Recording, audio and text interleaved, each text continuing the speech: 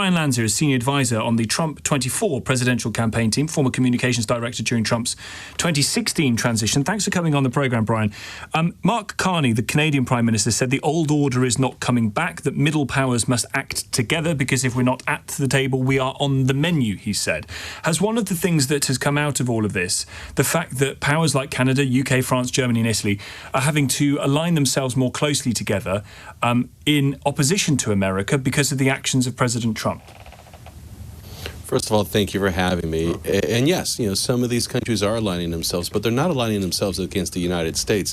They're aligning themselves with China. And let's not forget, China just, 5 years ago, introduced this world pandemic, the COVID virus. And what was the first response when China found out they had COVID in their country?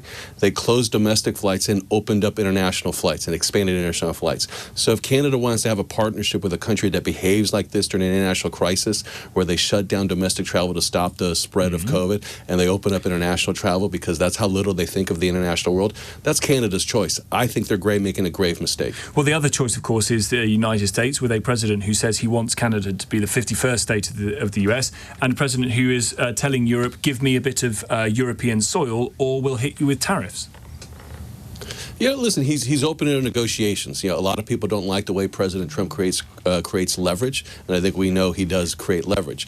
And he's opening up in negotiations with respect to Greenland. I understand the Kingdom of Denmark doesn't want to have these negotiations. I certainly appreciate that they want to remain the status quo. But as an American president who likes to lead, he can't sit back and let the status quo remain. What we've seen in the last 25 years is the melting, of solar caps in Greenland that have opened up navigational routes that weren't there 15 years ago. And those navigational routes provide a direct threat to the U.S.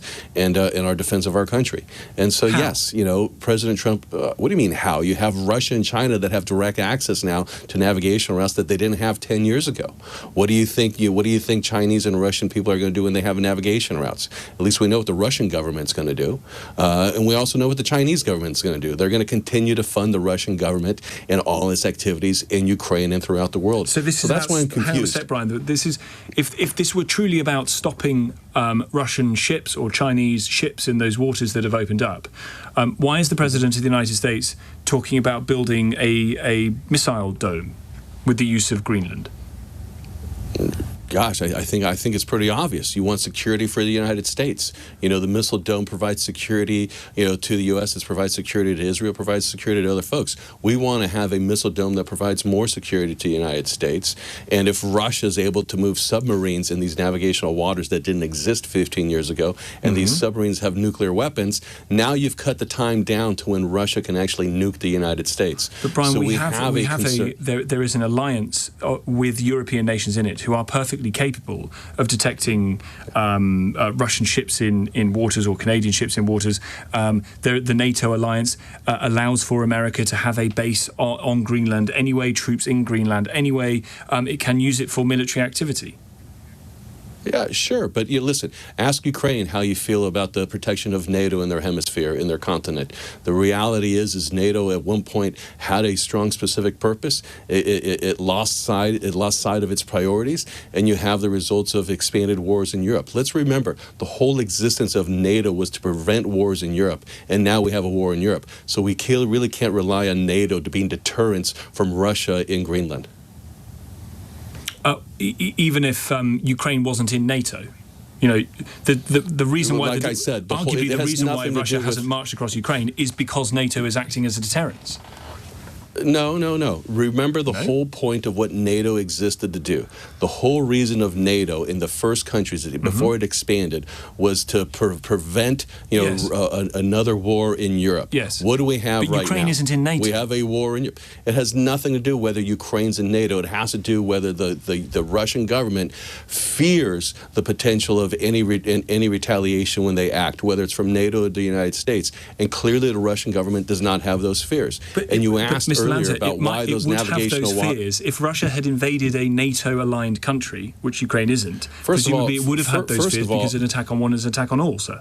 No. First of all, Russia right now is dropping drones in Romania and in Poland. So Russia's already shown the inclination that NATO is not a threat to them. And going back to the history of why we started NATO, we can do this all night if we want, but the whole point of, in those limited countries that it started NATO, was the fear that the threat of NATO was enough to stop the Russian expansion, or at that point the Soviet expansion.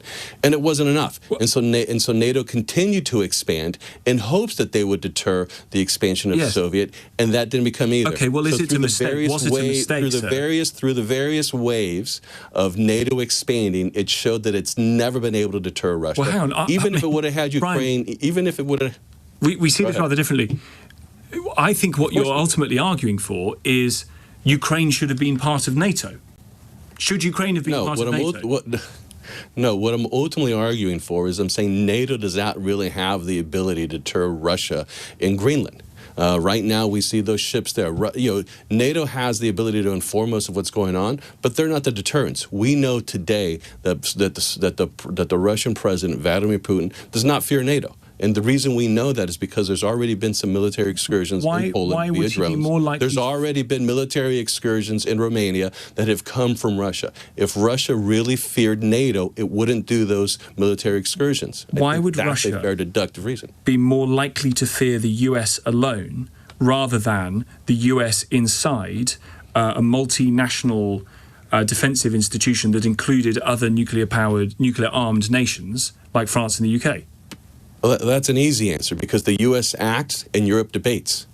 That's a very simple answer. That's been the same criticism we've had for Europe and NATO for I think, 40 years. While NATO wants to, and while Europe want to debate these issues, the United States acts. And we want to make sure we act in a way that protects our national security. But didn't act in a way to deter Russia from invading Ukraine, because the U.S. is part of NATO. No, I think President Trump is pretty clear. Had he been president at the time of the potential invasion, that Russia wouldn't have invaded. And I think you've had your European leaders have said the same thing. So there's a recognition that, NATO itself is not enough to deter Russia. Even NATO with a Democratic president is not enough to deter Russia. It takes NATO with President Trump to be this deterrence to Russia.